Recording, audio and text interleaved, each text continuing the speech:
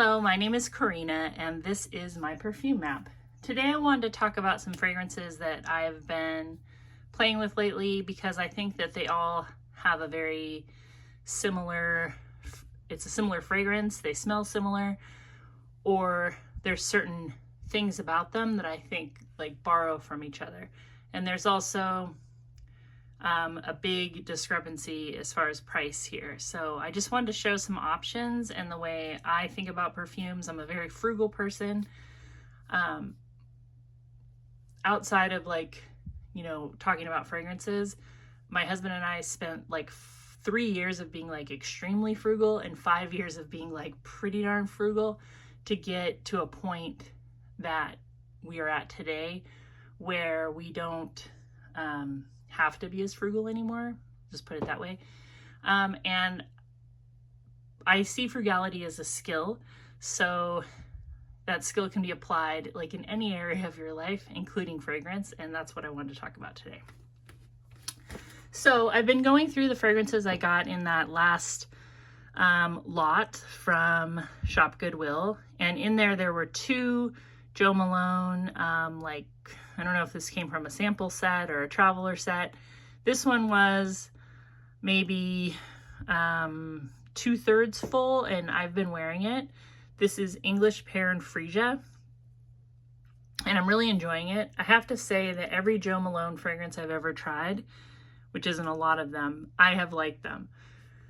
I know that some people feel like the longevity isn't great, and I feel like they're kind of like simple fragrances in a way. So like a really high price tag is kind of a tough pill to swallow, but I have really enjoyed wearing this one, and I have some fragrances that I think really compare. So this one has, it's like a woody floral musk with a very obvious and noticeable note of pear. And it's the kind of pear that I've smelled before in fragrances. It's like a pear in syrup. It's like a very sort of like strong, syrupy, sweet pear. It's not like a fresh pear, or like if you imagine like picking a pear and smelling it, it's not like that. It's like a syrupy, strong pear note. It's a very perfumey pear. And then this also has woody notes and floral notes that kind of lighten it up. But as I wore it, I thought, maybe I'm crazy, but does that smell just like Sarah Jessica Parker Lovely? There's something in Lovely that smells the same.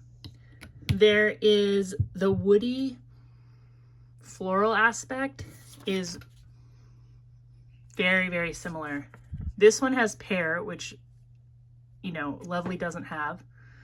Lovely has fresher notes, like I think there's like a martini or a margarita. I think it's martini. No, maybe it's margarita note, and lavender. And this one has freesia and pear. But whatever those woody notes are, that muskiness, it's exactly the same. And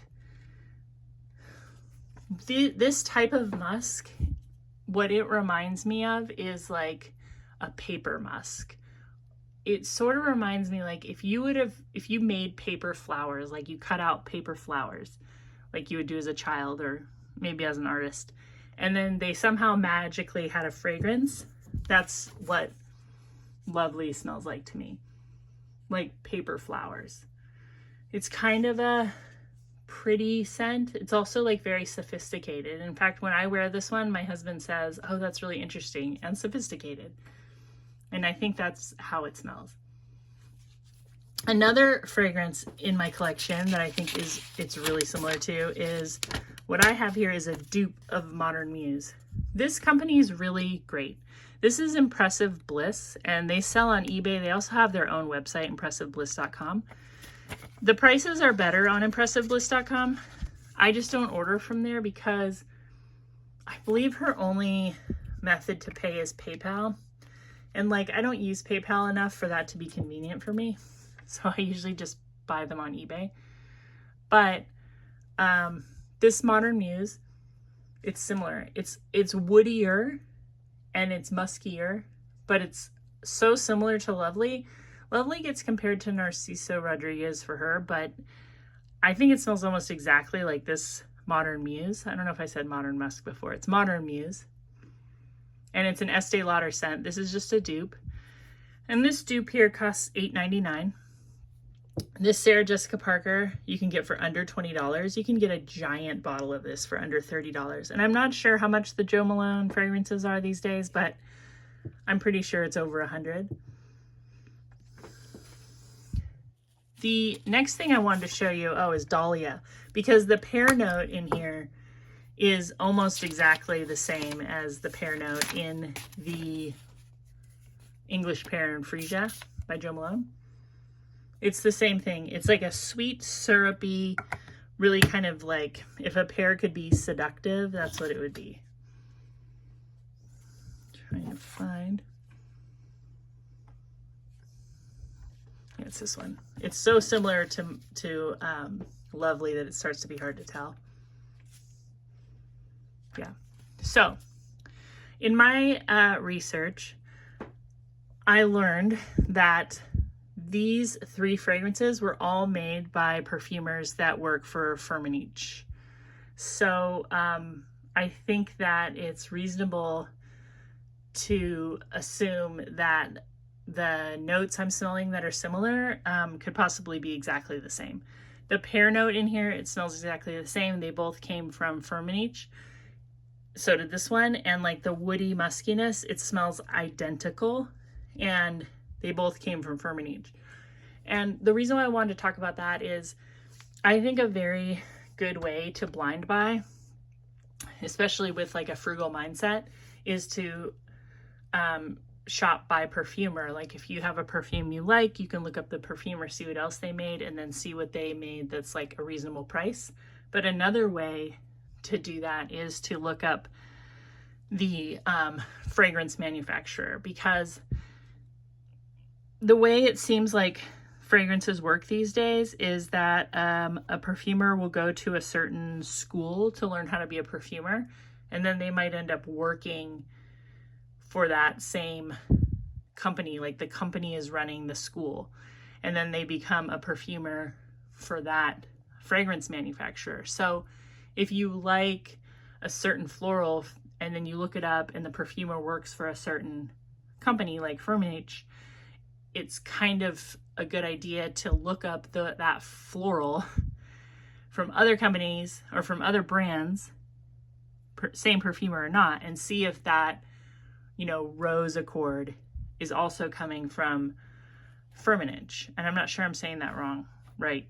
I'm not sure I'm saying it right or wrong. Firmenich? I don't know. Firmenich? That's what it looks like to me. But anyway, I think it's like a good way to kind of learn about a perfume, like at least the way it's made. And then when it comes to dupes, some people have like huge issue with these dupe oils. I don't. And I'll tell you that one of the reasons why I don't have a problem with it is I love to watch perfume documentaries. And there's one that I watched a couple times recently, and it's called The Path to Master Perfumer. You can find it like right here on YouTube. And you can just search like perfume documentaries. There's a whole bunch. I love the one by the BBC, the 3-part one about Tommy Hilfiger Loud, basically is what it's about. But if you watch this one, The Path to Master Perfumer, it's about this man who decides to move from his home country to France to become a master perfumer. And it shows him like in this lab classroom setting. And what they're doing is like the professor is basically saying like, or the instructor is like, okay, last time we made Gucci Rush, today we're making Coco Mademoiselle. And like the assignment was to make Coco Mademoiselle from smelling the real fragrance. And I thought, well, that's really interesting because in these big perfume fragrance schools, right, that are the fragrance manufacturers, they're basically training them by teaching them to make dupes, right? Which that's not that weird. I mean, that's how we learn. We learn from like good examples. So, I went to culinary school, and it was like a French style culinary school, and we had to learn like the master sauces, like, bechamel and veloute and all this other stuff, right? I don't even know if I still remember what they are. I think if I looked at it, I'd be like, oh yeah, I remember that. Or like what's in a bouquet garni, right? We had to learn all of the ingredients that go in like a French style cuisine, like what gives things their flavor. And then, you know, potentially you would move on and be a chef, and you would just have like all of this knowledge in your pocket, and then you could twist it and turn it and manipulate those flavors as you see fit, which seems kind of similar to what a perfumer would go through at a perfume school. So yeah, I mean, there's a lot of good dupes because they're like trained to make dupes, right? That's my theory on it. And other ways to be frugal. Well, one way to be frugal with fragrance is to watch documentaries, right? You can do stuff with fragrance if you're like passionate about fragrance. It doesn't always have to be about buying. It doesn't always have to be chasing the next big thing. You can watch documentaries and just learn about like how it works, like what's going on. All this information is so easy to get. It's like the greatest thing about the time that we live right now is I could never have told you this like 20 years ago. I couldn't have told you all of this stuff about who's a perfumer and where they work and the accords. Like it would be impossible to get all that information, or it would just be really, really hard. But okay, so when I buy fragrances cheaply, I'm doing it a lot of different ways. One is I'm buying lots online. That means like Shop Goodwill, I think, is the best, but you can also find lots of perfume on eBay. When you go into this, you have to understand like you're going to get some stuff you don't want. You're going to get some stuff that's gross. You're going to get some stuff that's dupes, but you're going to get some gems. You have to be able to evaluate the lot, but you can get perfumes for like pennies on the dollar this way. Another way to get perfumes for very cheap would be at garage sales. When you go to garage sales, the people who are having garage sales usually like they don't want to get rid of their items like any other way. They're going to garage sale it and then they're going to donate the rest of it. These aren't like eBayers usually who are going to like try to get top dollar for items. I mean, I've gone to like garage sales where the guy is just like, hello, please take everything. And like, I'll say, how much is this? And he'll be like $1. And I'll know like, oh my God, like this is worth like $100. Okay, sold. And I don't feel bad about doing that. And I'll tell you why. I am an eBayer, and I have told people multiple times, I don't do this anymore, but they'll be like, oh, I just need to get rid of all this junk. And I'll say, oh, you see that thing you have right there? That's worth like a lot of money. In fact, if you sold those 3 things, you might be able to make like $1,000. And they'll be like, oh, really? Oh, can you just sell it for me? And I'll say, no, I don't sell stuff for people, but I can like help you. I can help you set that up if you want. And they're always just like, oh no. I mean, people who don't want to sell it, they're not going to sell it. So another place where a lot of stuff goes is the trash. And you think that that can't be true, but it is. Even very expensive things. People will buy them with credit cards that they now have like a ton of debt, and it just, none of the things have value to them anymore. It's just debt. Or they'll use stuff like Afterpay, Klarna. People don't feel the brunt of the price, and so when they get rid of it, it's just they cast it off because it never really meant anything to them. And this is kind of philosophical, but it's true. Like, I'm not somebody who has any debt, so every penny that I spend, I see it. Like, I see exactly money coming and going right from my account. That keeps me like very, very accountable because there's no like secret amount that I'm spending that's like piling up behind me that I'm kind of ignoring. So people throw this stuff away, and you can go to a garage sale and say, do you have any perfumes? And you might find somebody that's like, oh yeah, I do have a box. I was just going to throw that away. And they'll bring out their box of their vintage opium and all kinds of other stuff. I mean, it gets donated to the Goodwill all the time. So many bottles. Jo Malone, Estee Lauder, Le Labo. I mean, look at these Shop Goodwill auctions. I mean, these are coming from people who just dropped it off in a box. You could be getting that stuff. Buying perfumes on eBay, new or used, it's usually cheaper. eBay usually beats FragranceNet. Sometimes FragranceNet beats eBay. I go back and forth. And older designer perfumes, like even like older celebrity perfumes like Sarah Jessica Parker Lovely. This is a good perfume. This has a perfumer behind it. It smells great, and it's now like $17 a bottle. So yeah, that's just kind of my little spiel on buying fragrances at a good price. There's nothing wrong with buying expensive perfumes. I'll do it if it's worth it, but I never do it blindly because it's gotta mean something to me.